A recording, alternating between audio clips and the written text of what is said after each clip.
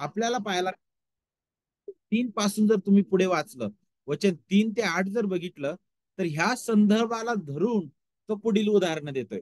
वचन 3 मध्ये तो म्हणतो, अध्याय 2 वचन 3 मध्ये म्हणतो, तट पाडण्याचा अथवा पोकळ डौल मिरवण्याच्या बुद्धीने काही करू नका, तर लिनतेने एकमेकांना आपल्यापेक्षा श्रेष्ठ माना. पहिली गोष्ट म्हणतो, आपल्यापेक्षा श्रेष्ठ माना. कशाने? लिनतेने. जर आपण लीन झालो तर या गोष्टी घडतील. तुम्ही कोणीही आपलेच हित पाहू नका. सगळ्यात महत्वाची गोष्ट, एक विश्वासार्ह नात्याने. आणि तो म्हणतो की तुम्ही कोणी आपलेच हित पाहू नका, तर दुसऱ्यांचे पहा. आणि मग ह्या वचनावर तो आता पूर्ण त्याचा जो उपदेश आहे तो बांधतो. आणि यावर आधारित तो म्हणतो की मी आता तुम्हाला एक सर्वश्रेष्ठ उदाहरण तुमच्या समोर ठेवत आहे, ज्याच्या ठाई कधीच तट पाडण्याची वृत्ती नव्हती, ज्याने कधीच पोकळ डौल मिरवलेला नाही, जो लिनतेने वागला, आणि अ, जो सर्वश्रेष्ठ असताना सुद्धा आपल्यासाठी त्याने दासाचं स्वरूप धारण केलेलं आहे. आणि मग तो अगदी म्हणतो की तुम्ही आपलेच हित पाहू नका, तर दुसऱ्यांचे पहा. आणि लगेच वचन 5 कडे येतो आणि तो म्हणतो, अशी जी चित्तवृत्ती कशी, वरील वचनांना जोडून तो बोलतो, अशी जी चित्तवृत्ती ख्रिस्त येशूच्या ठाई होती, ती तुमच्या ठाई असो. या वचनांना धरून तो बोलतोय. वचन 3-4, बरोबर. वचन 3 पासून. आणि विशेष करून जर तुम्ही इथं बघितलं, तर वचन 3 मध्ये तो म्हणतो की लीनतेने एकमेकांना आपल्यापेक्षा श्रेष्ठ माना, आणि कुणी आपलेच हित पाहू नका. यांना जोडूनच तो म्हणतो की अशी जी चित्तवृत्ती, ही चित्तवृत्ती ख्रिस्त येशूच्या ठाई होती. आणि मग कशी होती बरं ती? कशा प्रकारे त्याने आपल्यापेक्षा इतरांना श्रेष्ठ मानलेलं आहे? कशा प्रकारे त्याने आपलं हित पाहण्याऐवजी दुसऱ्यांचं हित पाहिलं? तर मग तो म्हणतो, पहा, तो देवाचा स्वरूपाचा असूनही देवाच्या बरोबरीचे असणे हा लाभ आहे असे त्याने मानले नाही म्हणे. तर त्याने स्वतःला रिक्त केलं, म्हणजे मनुष्याच्या प्रतिरूपाचे होऊन त्याने दासाचं स्वरूप धारण केलं. पहा, तो किती सर्वश्रेष्ठ असताना तो किती लीन झालेला आहे. त्याच्या लीनतेचं आपण एक मर्यादा पाहू शकतो. किती तो अगदी खालच्या पातळीपर्यंत गेलेला आहे. अगदी तो म्हणतो की नाही, सगळ्यात तुच्छ मानलेला जो दास आहे ना, ती ती जागा मी घेतोय.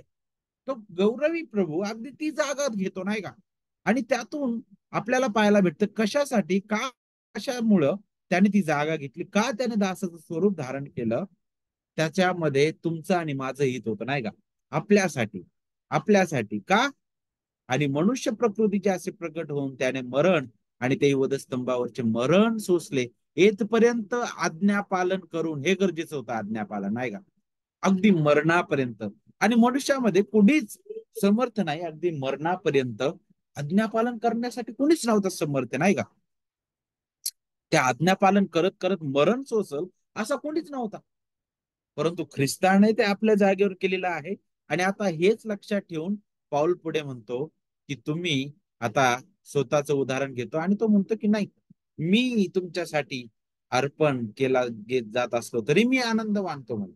देवासाठी सुवासिक हव्य अशा प्रकारे मी झालो तुमच्यासाठी, तरी त्यामध्ये मला आनंद आहे म्हणे. तुम्ही सुद्धा आनंद माना म्हणे. त्या सुवार्तेच्या ठाई मी ह्या गोष्टीतून जात आहे. आणि तो म्हणतो लगेच, लगेच तिमथ्याबद्दल तो बोलतो, आणि तो म्हणतो की नाही, तुमच्या संबंधीच्या गोष्टी ऐकून मला धीर यावा म्हणून मी तिमथ्याला तुमच्याकडे लवकर पाठवित आहे. पहा, तो कुणाबद्दल विचार करत आहे? कुठे आहे पाऊल? तो तुरुंगात आहे. तो चांगल्या ठिकाणी नव्हता, नाही का, जिथं सुखा समाधानाने तो राहू शकल, अशा ठिकाणी तो नव्हता. तर तो अशा ठिकाणी आहे ज्या ठिकाणी कुठं चांगलं काहीतरी भेटल असं नाही, नाही का? तिथं कधी त्याच्यावर कोणता प्रसंग ओढवेल हे त्याला माहित नाही. परंतु तो म्हणतो, नाही, तुम्हाला तुमच्या बद्दलच्या ज्या गोष्टी मी ऐकलेल्या आहेत हे प्रदीप कडून, त्यामुळे आता मला धीर यावा. कशामुळे धीर येईल बरं? तिमथ्याला मी तुमच्याकडे पाठवणार आहे. आणि तो तिमथी जो आहे, वचन 20 मध्ये सांगितलंय, तुमच्या बाबी संबंधी खरी काळजी करील असा दुसरा कोणी समान वृत्तीचा माझ्याजवळ नाही म्हणे. तुमच्याबद्दल ज्या प्रकारे मी काळजी करत आहे, तीच काळजी मला तिमथ्याच्या जीवनात पाहायला भेटत आहे. तो तुमच्याकडे येईल, आणि तो सर्व तुमच्या ज्या आध्यात्मिक गरजा आहे तो पुरवण्यासाठी तो सक्षम आहे. आणि तो कशा प्रकारे? त्याच्या जीवनाद्वारे, वचनाद्वारे, दैनंदिन तो तुम्हाला जो बोध करेल, आणि तो जो तुमच्या समोर कित्ता असणार आहे, त्याचं जगणं तुम्हाला प्रत्येक वेळी सुवार्तेकडे घेऊन जाईल, ख्रिस्ताकडे घेऊन जाईल. तुमचं तुमचं तुमचे जे तुमच्यामध्ये ऐक्य राहील, आणि तो कशा प्रकारे स्वतःपेक्षा तुमची काळजी करत आहे हे त्यातून तो शिकवतो. आणि मग हे प्रदीपकडे तो येतो. आणि हे प्रदीपकडे आल्यानंतर तो वचन 25 मध्ये म्हणतो की हा माझा बंधू, सहकारी व सहसैनिक आणि तुमचा जासूद आणि माझी गरज भागून सेवा करणारे प्रदीप याला तुमच्याकडे पाठवण्याचे मी काय करतो म्हणे, मला अगत्य वाटले म्हणे. मला तो एकदम घाई करत आहे तो अगदी. तो म्हणतो मला अगत्य वाटले. आणि अशाच प्रकारचा शब्द तुम्हाला पुन्हा वचन 28 मध्ये पाहायला भेटतो. तो म्हणतो की मी त्याला तुमच्याकडे पाठवण्याची अधिक त्वरा केली म्हणे. फारच घाई करत आहे मी त्याला तुमच्याकडे पाठवण्याची. का बरं? का? त्याचं कारण काय आहे ते आपल्याला हे जी वचनं आहेत, वचन 26 पासून तर वचन 30 मध्ये आपल्याला ते कारण पाहायला भेटत. पहिलं कारण म्हणजे काय? एकतर आपल्याला पाहायला भेटतं की वचन 3 मधील जे आहे, विशेष करून जिथं पौल अगोदर म्हणत आहे ते वचन तुमच्या अगदी हृदयात ठासून ठेवा. वचन 4 विशेष करून कोणी आपलेच हित पाहू नका तर दुसऱ्यांचेही पहा. हे वचन आपल्या हृदयात ठामपणे ठेवा. आणि हे ठेवून आपण या पॅसेजकडे पाहूया, या संदर्भाकडे आपण पाहूया. आता तो काय म्हणत आहे बघा. तो म्हणतो की हा माझा बंधू आहे, हा माझा सहकारी आहे, हा माझा सहसैनिक आहे, हा तुमचा जासूद आहे, ज्याने जो तुमच्यापासून आला, ज्याने तुमच्याबद्दल मला सांगितलेलं आहे, ज्याने तुमच्या बदली त्या सर्व गोष्टी माझ्यापर्यंत त्याने पोहोचवल्या, ज्याने माझी सेवा केलेली आहे. आणि एवढंच नाही तर त्याने इतकी माझी गरज भागवलेली आहे. त्या सर्व गोष्टी होत असताना त्याने स्वतःच्या जीवनाकडे सुद्धा लक्ष नाही दिलं त्याने.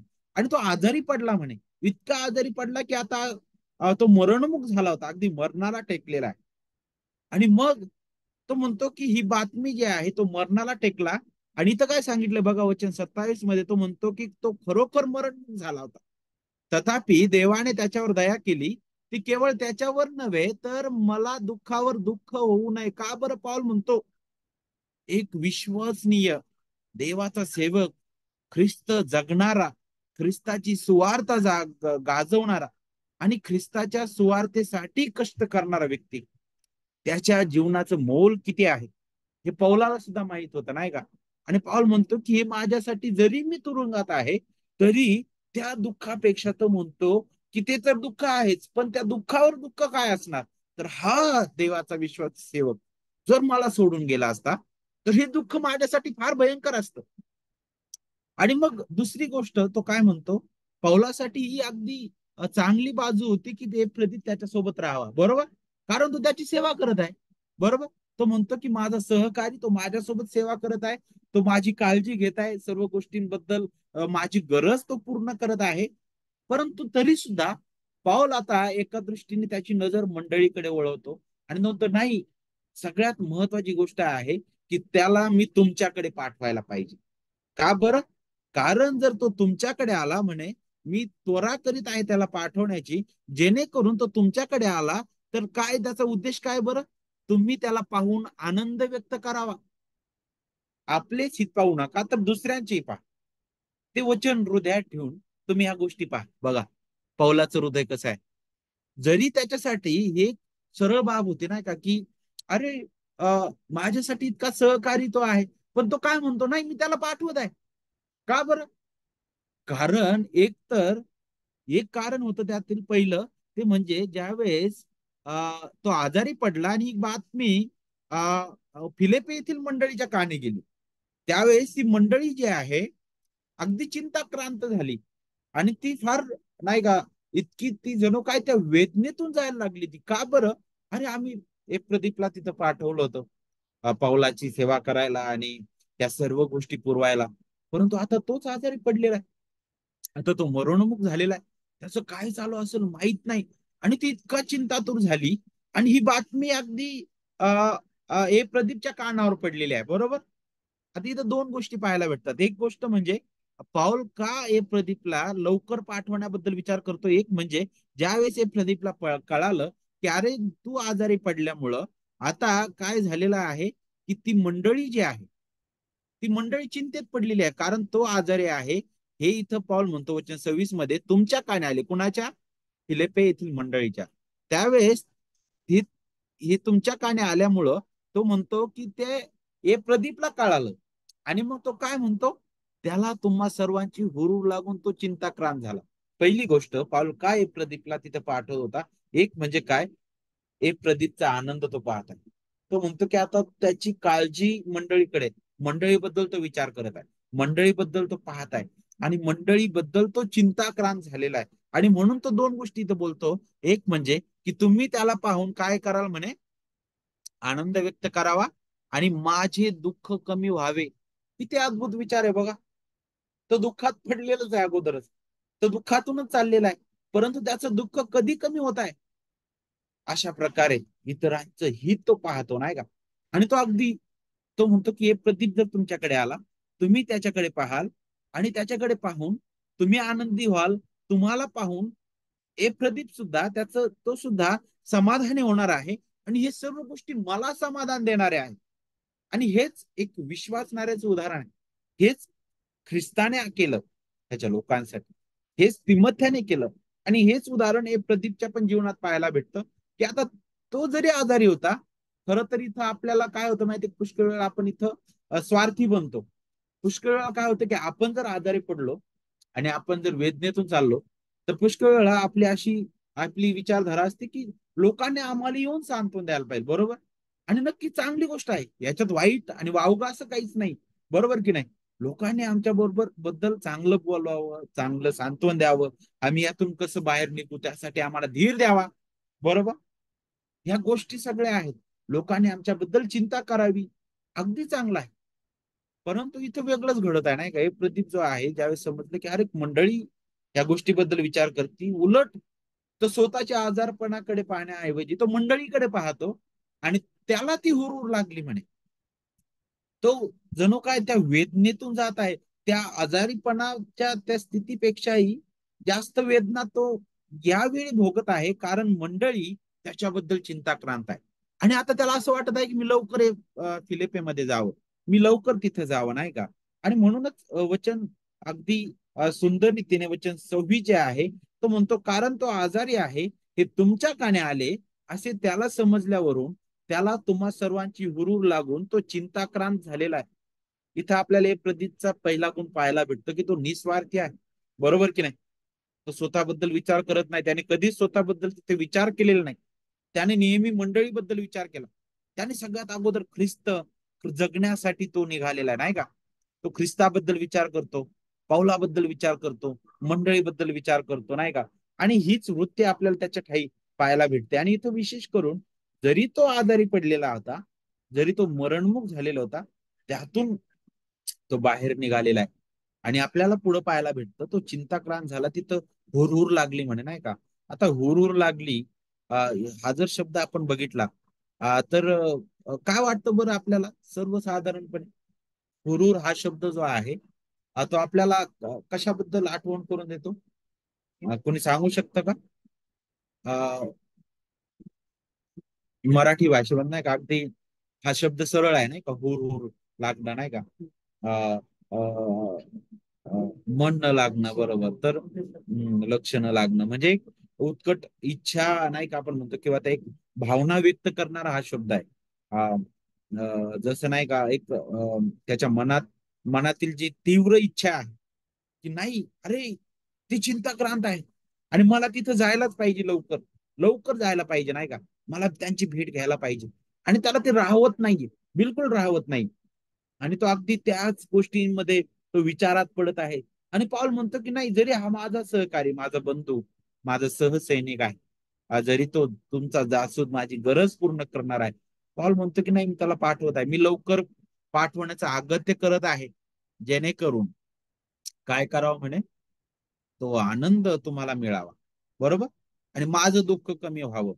आणि मग एवढंच नाही, तर अगदी पुढे आपल्याला इथं पाहायला भेटतं की हे प्रदीप जो आहे, त्याच्याबद्दल विचार करत असताना अनेक गोष्टी इथे शिकायला भेटतात. पहिली गोष्ट तर तो एक यंत्र किंवा तो एक मशीन नव्हता नाही का, की त्याला कुठंच भावना नाहीत नाही का. कारण त्याच्याकडे त्या भावना आपण इथं पाहतो, कितीतरी उत्तेजित झालेल्या आहेत त्या भावना. आणि जणू काय तो इतका उत्कंठित झालेला आहे त्या लोकांबद्दलच, ऐका देवाच्या लोकांबद्दल, देवाच्या त्या कुटुंबाबद्दल, त्या लोकांसाठी तो उत्कंठित झालेला आहे. त्याच्याबद्दल इथं आपण पाहतो नाही का. जरी तो आजारी पडलेला होता, तो आजारी पडला, फक्त इथपर्यंतच मर्यादित नाही, तर तो मरणार नाही का इथपर्यंत तो आजारी पडलेला आहे. तो अगदी मृत्यूच्या जवळ होता, तरी सुद्धा आपण पाहतो देवाने त्याला तिथून बाहेर काढलं. त्याचं लक्ष स्वतःवर नव्हतं, तर फिलिप्पेकरांवर होतं नाही का. अगदी तो चिंताक्रांत झालेला आहे. त्याच्या दुखण्यामुळे तो चिंताक्रांत झालेला नव्हता. तर फिलिपे त्यांच्यासाठी जसा तो विचार करत आहे, तसेच आपल्याला पाहायला भेटतं की फिलिपे येथील मंडळी जी आहे ती सुद्धा याच्याबद्दल विचार करत होती. आणि ते आपण त्याचं एक ते हृदय पाहतो नाही का. आपली सेवा ही केवळ नाही का यातून आपल्याला पाहायला भेटते की तो जी सेवा करत होता ती फक्त बाह्य देखावा नव्हता. ते फक्त एक काहीतरी बाह्य रीतीने करणं हेच नव्हतं, तर हृदयापासून ते होतं नाही का. आणि त्यातूनच आपल्या जीवनासाठी एक धडा आहे की आपण सुद्धा आपण जी सेवा करतो नाही का ती फक्त दिखावा नाही, तर आपल्या हृदयापासून असायला पाहिजे. वचन 27 पहा, वचन 27 सांगितलं, तो खरोखर मरणोन्मुख झाला होता, तथापि देवाने त्याच्यावर दया केली. देवाने त्याच्यावर दया केली. आता इथे एक गोष्ट विचार करण्याजोगी आहे. पहिली गोष्ट तर त्या काळी अ, आपण पाहतो पहिल्या मंडळीमध्ये अ, जे आरोग्यदान नाही का किंवा पौलाद्वारे देवाने अनेक चमत्कार करून घेतले, त्यामध्ये आजारांना सुद्धा नाही का बरे झाले. ह्या सगळ्या गोष्टी झालेल्या असताना इथं का चमत्कार घडला नाही? आणि इथं का बरं पाऊल या सगळ्या गोष्टीबद्दल विचार करतो? का बरं इथं त्या गोष्टी घडलेल्या नाहीत नाही का. असं काहीतरी त्याने रुमाल टाकला किंवा काहीतरी झाला आणि तो लगेच बरा झाला, असं तर नाही झालं नाही का. पण इथं पाऊल प्रार्थना करतो आणि इथं आपल्याला पाहायला भेटतं की देवाने त्याच्यावर दया केली. याच्यातून आपण पाहतो की पाऊल प्रार्थना करत आहे आणि प्रत्येक वेळी इथं चमत्काराबद्दल विचार करत असताना चमत्कार का बरं देवाने त्या काळामध्ये जास्त घडून आणले, त्याचा उद्देश हा होता की जी सत्य प्रेषित गाजवत होते त्या सत्याला दुजोरा मिळावा नाही का, त्या सत्याची खरी खात्री पटावी. आणि आता मात्र हे विश्वासणारा आहे, मंडळी स्थापित झालेली आहे. आणि आपल्याला माहित आहे की देवावर आपण विसंबून राहतो, देवावर आपण अवलंबून राहतो, आपण त्याच्याकडे प्रार्थना करतो. पुष्कळदा आपण वेदनेतून जातो, आपण आजारी असतो, पुष्कळदा आपण दुःखातून जातो, वेगवेगळ्या समस्येला आपण तोंड देतो. आणि मग आपल्याला असं वाटतं की देव तत्काळ का यातून आम्हाला बाहेर काढत नाही, आम्ही का बरं या स्थितीमध्ये राहतो, आम्हाला देव का वाचवत नाही, यातून का आम्हाला बाहेर काढत नाही. परंतु देवाच्या प्रिय लेकरांनो, मला तुम्हाला सांगू त्या सर्व गोष्टी ज्या आहेत देव आपल्या जीवनात आणतो, या गोष्टीतून आपल्याला तो घेऊन जातो. ह्या सर्व गोष्टींमधून घेऊन जात असताना तो आपल्याला त्याच्या प्रिय पुत्राच्या प्रतिमेत घडवतो. तो आपल्याला विश्वासात दृढ करण्यासाठी या गोष्टीतून घेऊन जातो. आपण किती दुर्बळ आहोत या गोष्टीतून आपण जाणतो, आणि त्यासोबत देवाची कृपा किती आहे ते आपण अनुभवतो. जर आपण अशक्त नाही तर आपण कधी देवाची कृपा अनुभवणार नाही का. पाऊल म्हणतो की मी जेव्हा अशक्त आहे तेव्हाच मी सशक्त आहे म्हणे, कारण त्यावेळी मी ख्रिस्ताचे सशक्त पण अनुभवतो माझ्या जीवनामध्ये. आणि त्याच प्रकारे आपण इथं विशेष करून वचन 27 मध्ये पाहतो की तो मरणाला टेकलेला आहे. परंतु इथं आपण दुसरीकडे पाहतो देवाने त्याच्यावर दया केली म्हणून. देवाच्या हाती आहे नाही का जीवन. इथं देवाचा हस्तक्षेप आपण पाहतो जीवनावर. आणि इथं तीन गोष्टी आपण पाहतो. एक तर पाऊल म्हणतो, तथापि तो माझा बंधू आहे, तो म्हणतो मी त्याला तुमच्याकडे पाठवणार आहे. त्याचं कार्य आपण पाहतो. सगळ्यात महत्वाची गोष्ट देवाचं कार्य इथं आपण पाहतो की देवाने त्याच्यावर दया केली म्हणे. देवाने त्याचं आयुष्य वाढवलेलं आहे. का बरं? कारण तो म्हणतो की त्यामुळं काय म्हणे, मला दुःखावर दुःख होऊ नये, मला दुःखावर दुःख होऊ नये. यातून एक प्रदीप किती मौल्यवान होता पौलासाठी नाही का, त्याच्या मिनिस्ट्रीसाठी देवाच्या. आपण पाहतो आणि प्रदीपचं जीवन किती अद्भुत होतं इथून आपण पाहतो. तो किती सेवेसाठी त्याने स्वतःला वेचून दिलेला आहे ते आपण इथं पाहतो. आणि त्यासोबत इथं देवाचा चांगुलपणा पण आपल्याला पाहायला भेटतो नाही का. देवाने त्याच्यावर दया केलेली आहे, देवाने त्याच्यावर दया केलेली आहे. तो मरणोन्मुख झालेला असताना सुद्धा देवाने त्याला जीवन दिलं. आणि हे देवाचं अद्भुत कार्य आपण इथं पाहतो. एकीकडे ही दया त्याच्यावर झाली आणि तो म्हणतो की दुसरीकडे माझ्यावरही ती दया झाली. का बरं? ती दया माझ्यावर कशी झाली? कारण जर तो गेला असता नाही का, तो जर विसावा पावला असता तर मात्र मला दुःखावर दुःख झालं असतं, वेदनादायक असतं. कारण एक विश्वासू सेवक जात आहे, नाही का, त्याच्यासारखं दुःख काय आहे? जो जो ख्रिस्त जगणारा, जो माझा सहकारी, जो सहसैनिक, जो दुःख सहन करत आहे, ख्रिस्ताची सेवा करत आहे विश्वासाने, जो सुवार्तेसाठी जगत आहे, आणि तो अगदी दिसेनासा होईल माझ्या समोरून, ते माझ्यासाठी दुःखावर दुःख देणारी गोष्ट आहे. देवाच्या सेवकाचं मोल यातून आपण पाहतो, नाही का? आणि तेच पौलाला पण माहित होतं, आणि म्हणून पाऊल त्यासाठी प्रार्थना करतो, नाही का? आणि मग यातून आपल्याला आणखी एक गोष्ट शिकायला भेटते, की पाऊल सुद्धा एक काहीतरी यंत्र नव्हता, नाही का, किंवा काहीतरी असा तो रोबोट नव्हता की त्याला कोणत्याच भावना नाहीत. त्याच्या भावना इथं अगदी उकळून येताना आपल्याला पाहायला भेटतं. तो फार गंभीर होता. जे त्याच्यासोबत सेवा करणारे लोक आहेत त्यांच्याबद्दल तो फार विचार करायचा, त्यांच्याबद्दल सुद्धा. आणि तेच आपण इथं पाहताय, वचन 28 बघा. म्हणून मी त्याला पाठवण्याची अधिक त्वरा केली. का बरं? का त्वरा केलेली आहे? एक तर आपण अगोदरच बघितलेला आहे की तो चिंताक्रांत झालेला होता तुमच्याबद्दल, बरोबर, आणि मला ते पाहवत नाही. गोष्ट तुम्ही सुद्धा चिंताक्रांत आहात त्याच्याबद्दल, ते सुद्धा मी पाहू शकत नाही. मी त्याला पाठवणार आहे. मी त्वरा केली म्हणे. का बरं? कारण तुम्ही त्याला पाहून आनंद व्यक्त करावा आणि माझे दुःख कमी व्हावे. किती अद्भुत आहे बघा. तुम्ही त्याला पाहून आनंद व्यक्त करावा आणि माझं दुःख कमी व्हावं. कसं हो, कसा विचार करू शकता असं आपण? होऊ शकतं का असं आपल्या जीवनात पुष्कळदा? होऊ शकतं ना? का? कसं होईल? ज्यावेळेस आपण ख्रिस्ताकडे पाहू, आपल्यासाठी ख्रिस्त हा ज्यावेळेस जगणं असेल, ख्रिस्ताची सुवार्ता आपल्यासाठी ज्यावेळेस जगणं असेल, त्यावेळेस मात्र आपण इतरांसाठी विचार करणारे जगू बनू, नाही का? आपल्यासाठी तो आनंद देणारी गोष्ट असेल, ज्यावेळेस इतर आनंदी होतात, नाही का, जरी आपण दुःखातून चाललो. आणि तेच इथं आपण पाहतो, मंडळीने प्रदीपला पौलाकडे पाठवलेलं होतं, नाही का? आणि मंडळीची तर अपेक्षा नव्हती की हे प्रदीपने परत इकडे यावं, नाही का, खरं तर. परंतु इथं आपण पाहतो की ज्यावेळेस प्रदीपला तिथं पाठवलं, त्यावेळेस हे प्रदीप जो आहे तो स्वइच्छेने तिथं गेलेला आहे, आनंदाने तो गेलेला आहे पाऊलाची सेवा करायला. आणि आता मात्र इथं पाऊल पुन्हा हे प्रदीपला मंडळीकडे पाठवत आहे. आता हा जो प्रवास आहे फार मोठा प्रवास होता. अ, रोम पासून फिलेपे, कितीतरी दिवसांचा हा प्रवास असायचा, फार खडतर होता. आता ज्या प्रकारे सुविधा आहेत जाण्या येण्याला, नाही का, त्या प्रकारच्या सुविधा त्या काळी नव्हत्या. जर कुणी आजारी पडलं तर ज्या प्रकारे आज अँटीबायोटिक्स वेगवेगळ्या प्रकारच्या, नाही का, साधनं आहेत उपलब्ध, ज्याद्वारे अगदी अ, मरणास टेकलेल्या व्यक्ती सुद्धा, नाही का, त्या मेडिसिनद्वारे आपण पाहतो कशा प्रकारे देव त्यांना उपयोगात आणतो, नाही का. त्यावेळेस अशा गोष्टी काहीच नव्हत्या. प्रवास फार खडतर होता, वेदनादायक होता. परंतु हे प्रदीप जो आहे तो इथं असं म्हणत नाही की अरे पावला, मी आता झालो, मी आता आजारी पडलो, आता मरणापासून वाचलेलो आहे, आता तू पण मला पाठवत आहे. नाही, या उलट तो म्हणतो माझी इच्छा आहे जायची.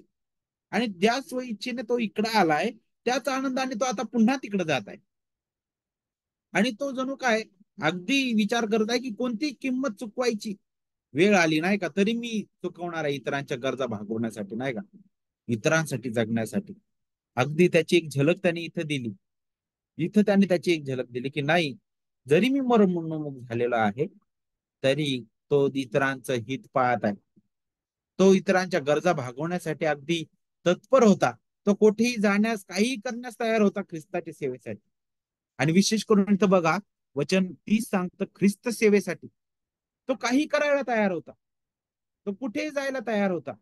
कोणत्याही प्रसंगाला तोंड द्यायला तो तयार होता. तो पूर्ण ख्रिस्ताच्या अधिकाराखाली त्याने स्वतःला झोकून दिलेलं होतं. त्याच्या अधिकाराखाली त्याने स्वतःच्या योजना त्याने ठेवलेल्या होत्या. त्याच प्रकारे आपण सुद्धा हेच करायला पाहिजे, नाही का? ख्रिस्त जगत असताना सर्व प्रसंगामध्ये ख्रिस्ताकडे पाहून आपण जगायला शिकलं पाहिजे. तो म्हणतो की माझं दुःख कमी होईल म्हणे. आता याच्यात काय दुःख कमी होणार होतं पावलाचं, नाही का? कारण हा त्याचा सेवा करणारा, जो त्याचा सहसैनिक, तोच तिथून जातो. याच्यामध्ये दुःख कमी होण्याचं काय आहे? तर त्याचं दुःख कधी कमी होत आहे? मंडळीचं दुःख कमी होत आहे. हे प्रदीप, त्याचा आनंद, मंडळीचा आनंद, त्यांचे एकत्रित येणं, हे पौलासाठी समाधान देणारं होतं. तो म्हणतो की जे दुःखावर दुःख होणार होतं, आता इथं म्हणतो दुःख कमी व्हावं म्हणे, आणि म्हणून मी हे करत आहे, मी त्याला अधिक त्वरा करून तुमच्याकडे पाठवणार आहे. आणि मग पुढे अगदी अद्भुत रीतीने तो एक गोष्ट सांगतो. वचन 29 मध्ये तो म्हणतो की यावरून प्रभूच्या ठाई त्याचे स्वागत पूर्ण आनंदाने करा. सगळ्यात महत्वाची गोष्ट तो म्हणतो की ह्यावरून, कशावरून? या सगळ्या गोष्टी तुम्ही ऐकलेल्या आहेत. हे प्रदीपचं जीवन तुमच्या समोर आहे. त्याला मी स्वतः जाणलेला आहे. तो माझ्यासोबत होता. तो अगदी मरणोन्मुख झालेला होता. तरी सुद्धा त्याने स्वतःकडे पाहिलेलं नाही. तो ख्रिस्त सेवेसाठी जगलेला आहे. आणि आता तो म्हणतो की ह्यावरून प्रभूच्या ठाई त्याचे स्वागत करा आणि आशांचा मान राखा. अद्भुत ही गोष्ट आहे. इथं आपल्याला पाहायला भेटतं की आशांचा मान राखा, हा जो शब्द आहे ना, मान राखा, अशाच प्रकारचा शब्द तुम्हाला ख्रिस्ताने जो एक दाखला सांगितला नाही का, त्या दाखल्यामध्ये तुम्हाला पाहायला भेटतं. जिथं तो बोलत असताना विशेष करून तो म्हणतो की कोणी विशेष करून लूक 14वा अध्याय वचन 7 ते 11 जर तुम्ही वाचलं, तर तिथं तो म्हणतो की कोणी तुला लग्नाच्या मेजवानीचे आमंत्रण केलं तर तू मुख्य आसनावर बसू नकोस म्हणे, पण तुला आमंत्रण असल्यास अगदी खालच्या जागेवर जाऊन बस म्हणे. म्हणजे ज्याने तुला आमंत्रण केले तो येऊन तुला म्हणेल, मित्रा वर येऊन बस. कारण जो कोणी स्वतःला उंच करीतो तो नमविला जाईल, व जो स्वतःला नमवितो तो उंच केला जाईल. तीच भाषा इथं आहे. तीच भाषा इथं आहे बघा. जो स्वतःला नमवितो तो उंच केला जाईल म्हणे, आणि जो स्वतःला उंच करतो त्याला नमविला जाईल म्हणे, नाही का? आणि इथं एक प्रदीपचं नम्र जीवन पाहतो आपण, पावलाचं नम्र जीवन पाहतो आपण. आणि म्हणून तो काय म्हणत आहे, आशांचं स्वागत पूर्ण आनंदाने तुम्ही करा म्हणे. हे प्रदीप हा एक नम्र व्यक्ती होता, देवाचा खरा सेवक. पाऊल सांगत आहे की आशांचा मान राखा म्हणे, मान राखा, नाही का? कारण आपल्याला माहित आहे की जे स्वतःला नम्र करतात म्हणजे त्यांना देव उंच करतो, सन्मान देतो योग्य रीतीने, योग्य वेळ, नाही का? आणि त्याची एक सुंदर प्रतिती आपण इथं पाहत आहोत. देवाच्या सेवकाचं मोल इथं आपण पाहत आहोत, नाही का? आणि मग वचन 30 मध्ये आपण येतो, आणि तो म्हणतो का बरं आशांचा मान राखा, का बरं प्रभूच्या ठाई त्याचं स्वागत पूर्ण आनंदाने करा? कारण माझी सेवा करण्यात तुमच्या हातून जी कसूर झाली ती त्याने भरून काढावी. अद्भुत आहे की नाही? तुम्ही माझी सेवा करण्यासाठी कुठंतरी कमी पडला, परंतु ती कसूर भरून काढण्यासाठी याने काय केले बघा, ख्रिस्त सेवेसाठी त्याने आपला जीव धोक्यात घातला व तो मरता मरता वाचला. हे कसं शक्य आहे आणि कसं घडलं आणि काय घडलं?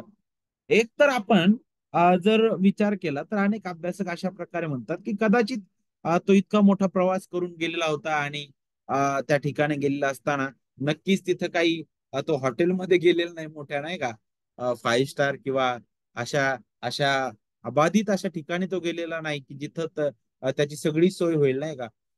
तर तिथं समस्याला तोंड द्यावं लागणार होतं. हे प्रदीपला माहित होतं, स्वइच्छेने तिथं तो गेलेला आहे. आणि एवढंच नाही, तर त्याचा जाण्याचा उद्देश काय होता बरं? 4था अध्याय आपल्याला सांगतं त्याचा तिथं जाण्याचा उद्देश काय होता. जर तुम्ही वचन 18 जर वाचलं ना, तर तिथं तुम्हाला पाहायला भेटल त्याने कसूर केली नाही म्हणे, नाही का? त्याचा अर्थ काय बघा, वचन 18 सांगतं मला सर्व काही आहे व ते विपुल आहे. पाऊल असं म्हणत आहे, मला सर्व काही आहे व ते विपुल आहे. हे प्रदिताच्या हाती तुम्ही जे पाठवले त्याने मी भरून गेलो आहे. ते जणू काय सुगंध, जणू काय सुगंध देवाला मान्य व संतोषकारक यज्ञ असा आहे म्हणे. बरोबर. फक्त तो एक जी जी भेट घेऊन गेला होता पौलाला, जी मदत घेऊन गेला होता, तो तिथंच मर्यादित नाही थांबला, नाही का? त्यानं त्याच्याही पलीकडे ते काम केलेलं आहे. त्याच्याही पलीकडे त्यांनी सेवा केली. त्याच्याही पलीकडे त्याच्या जीवनात तो ख्रिस्त दिसला. त्याच्याही पलीकडे त्याने पौलाची काळजी घेतली. स्वतःच्या शरीराकडे पाहण्याऐवजी तो ख्रिस्तासाठी कसं जगायचंय मला, ह्या सर्व गोष्टींकडे आपलं लक्ष तो केंद्रित करत होता. त्याचं लक्ष त्या गोष्टींकडे होता. आणि तो म्हणतो की तुमच्या हातून जी कसूर झाली म्हणे ती त्याने भरून काढली म्हणे. कशा प्रकारे ख्रिस्त सेवेसाठी त्याने आपला जीव धोक्यात घातला. त्या जेलमध्ये आहे तो, नाही का, अगदी त्या स्थितीमध्ये असताना सुद्धा त्याने तो धोका पत्करलेला आहे. त्याने तो धोका पत्करलेला, त्याने स्वतःच्या आरोग्याकडे लक्ष दिलेलं नाही.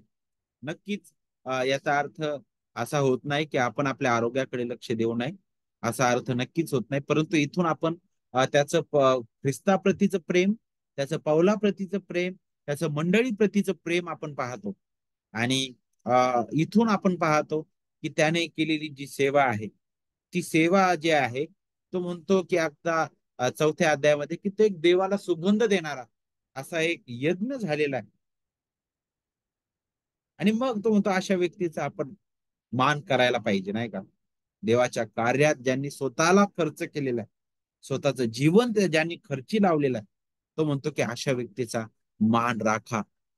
अशा व्यक्तीचा मान राखा ज्याने स्वतःच्या शरीराकडे पाहिलं नाही, स्वतःच्या जीवनाकडे त्याने पाहिलेलं नाही. तो तुमच्यासाठी जगत आहे, तो तुमच्यासाठी प्रार्थना करत आहे, अश्रू ढाळत आहे, तो तुमच्यासाठी त्या वेदनेतून जात आहे. एवढंच नाही तर त्याने ती सर्व सेवा जी कसूर तुमच्याकडून राहिली असेल, ती कसूर सुद्धा त्याच्या या सेवेतून पूर्ण झालेली आहे. किती अद्भुत आहे की नाही? कोण आपला जीव धोक्यात घालव, ख्रिस्त सेवेसाठी त्याने धोक्यात घातला. त्याचं जीवन बघा. आणि एक सुंदर असा नमुना आपण इथे पाहतो. तो म्हणतो की नाही, त्याचं तुम्ही आनंदाने स्वागत करा आणि अशांचं तुम्ही काय करा, मान राखा. हे प्रदीपचं जीवन आपल्या जीवन आपल्या समोर आहे देवाच्या पहिले कर. किती अद्भुत रीतीने तो त्याचं जीवन तो जगलेला आहे. तो म्हणतो माझा बंधू तो होता, त्याचं जीवन बदललेलं आपण पाहतो. हे प्रदीप, त्याच्या नावाबद्दल जर विचार केला तर ते नाव एका परराष्ट्रीय दैवतापासून आलेलं नाव आहे. ते एक दैवत होतं त्यावेळी. आणि आपल्याला माहित आहे की देव किती अद्भुत रीतीने अशा परराष्ट्रीय व्यक्तीचे जीवन बदलतो. आणि त्याला पाऊल म्हणतो की माझा बंधू. ख्रिस्तामध्ये आता कोणता भेद नाही, नाही का? तो म्हणतो की तो माझा सहकारी, अगदी खांद्याला खांदा लावून तो सेवा करणारा आहे. एवढंच नाही, तो म्हणतो सहसैनिक, त्या युद्धात मी आहे ते युद्ध तो पण करत आहे. एवढंच नाही, तुमचा जासूस, तुमची सेवा त्याने केली, तुम्ही ज्या गोष्टीसाठी त्याला पाठवलं त्या गोष्टी त्याने पूर्ण केलेल्या आहे. तुमच्याबद्दल त्याने मला सांगितलेलं आहे. एवढंच नाही तर माझी गरज भागवून सेवा केली त्याने. बरोबर, असा हा तो होता हे प्रदीप. आणि मग ही वचनं घेऊन आपण पुन्हा वचन 4 कडे जातो. आणि मग आपण विचार करतो की नाही, पाऊल इथं का म्हणतो की आपण कोणी आपलेच हित पाहू नये तर दुसऱ्यांचेही पाहाय, कारण हे ख्रिस्त जगला. एक विश्वासणाऱ्या नात्याने मंडळीकडे पाहत असताना आपले विचार आपल्याला बदलणं गरजेचं आहे. आपण स्वतःबद्दल विचार नाही करू शकत, कारण जसं आपण आपल्या शरीराची काळजी घेतो, नाही का? आपल्याला जर ठेच लागली, नाही का, तरी आपल्या पूर्ण शरीराला वेदना होतात. तशाच प्रकारे मंडळी एक शरीर आहे. या शरीराचं मस्तक ख्रिस्त आहे. आणि आपल्याला पाहायला भेटतं की आपण त्यातील एक वेगवेगळे अवयव आपण आहोत, नाही का ते? आणि आपल्याला दिलेल्या जबाबदाऱ्या वेगवेगळ्या आहेत. आणि मग एक शरीर आपण आहोत, तर मग आपल्या शरीराची आपण काळजी घ्यायला पाहिजे. आपल्या शरीराबद्दल आपण चिंता करायला पाहिजे. जर आपल्या शरीरातील एखादा अवयव जर अशक्त आहे, तर त्याला कसं उचलून धरता येईल हे इतर अवयवांनी विचार केला पाहिजे, नाही का? आणि त्याच्याबद्दलच रोमकारास पत्रामध्ये सुद्धा आणि करिंदकारास पत्रामध्ये सुद्धा शरीराचं उदाहरण पाऊल घेतो. आणि तो म्हणतो की असे काही अवयव आहेत जे कुरूप आहेत, परंतु त्यांना सुरूपता येण्यासाठी आपण झाकतो म्हणे त्यांना, नाही का? त्याच प्रकारे मंडळीबद्दल सुद्धा तो विचार करतो. आणि मंडळी एक शरीर आहे. आणि मग असे काही आपण पाहतो की मंडळीमध्ये सुद्धा अशक्त लोक आहेत. त्यांना वचनामध्ये वाढवणं आपलं कर्तव्य आहे. जे आजारी आहेत त्यांना नित्य सांत्वन देणं आपलं कर्तव्य आहे. जे दुःखातून जात आहे त्यांच्या दुःखामध्ये आपण सहभागी होतो, त्यांना सांत्वन देतो. जे आनंदात आहे त्यांच्या आनंदात आपण सहभागी होतो. आणि या सगळ्या गोष्टी मिळून सर ते शेवटी ख्रिस्ताचं गौरव होतं, नाही का? आणि तेच एक प्रदीपच्या जीवनातून आपण शिकतो. आणि मग आपण हे पाहत असताना जे ख्रिस्ताचं जे गौरव आहे त्याच्या जीवनातून पाहतो. एक स्वर्गाचं महान उदाहरण, एक छोटं चित्र यातून पाहतो की कशा प्रकारे देवाचे लोक एकमेकांसाठी झटतात, एकमेकांसाठी आपलं जीवन देतात. आणि मग त्याकडे पाहत असताना आपल्या समोर हे उदाहरण आहे. आपल्या समोर हे उदाहरण असताना आपल्याला आता स्वतःचं आत्मपरीक्षण करण्याची गरज आहे. काय मी देवाचं लेकरू या नात्याने, मंडळीतील एक भाग या नात्याने माझं जीवन कसं आहे? मी स्वतःच हित पाहणारा आहे की मी इतरांचे सुद्धा हित पाहणारा आहे? मला विचार करण्याची गरज आहे. आणि म्हणून मला प्रभूच्या हाती पडण्याची गरज आहे. आणि देवाच्या हाती पडून हीच विनंती करण्याची गरज आहे की प्रभू मला तू ख्रिस्तासारखं ख्रिस्तासारखं जगण्यास तू शिकव. माझ्या जीवनातून ख्रिस्त प्रतिबिंबित व्हावा. ज्या प्रकारे पौल ख्रिस्त जगला, ज्या प्रकारे तिमोथी ख्रिस्त जगला, हे प्रदीप ख्रिस्त जगला, त्या प्रकारे मला सुद्धा ख्रिस्त जगायला शिकव. आणि मग तो ख्रिस्त काय आहे, त्याचं महत्व काय आहे, त्याचं सामर्थ्य काय आहे, त्याचं वैभव काय आहे, नाही का, आणि त्याचं सर्वश्रेष्ठ पण काय आहे, त्याबद्दल तो अध्याय 3 मध्ये बोलतो. आणि ज्यावर आपण येणाऱ्या आठवड्यामध्ये विचार करणार आहोत. जिथं तो सर्व गोष्टी तो म्हणतो की मी केर कचरा समजतो. आणि मग ख्रिस्ताचा गौरव तो कशा प्रकारे प्रगट करतो ते आपण पुढच्या आठवड्यामध्ये पाहणार आहोत. आपण थांबूया, आपण प्रार्थना करणार आहोत. मी समोरील वेळ आपल्यामध्ये बाबा आहेत त्यांच्या हाती सुपूर्द करतो, ते आपल्याला पुढे चालवतील.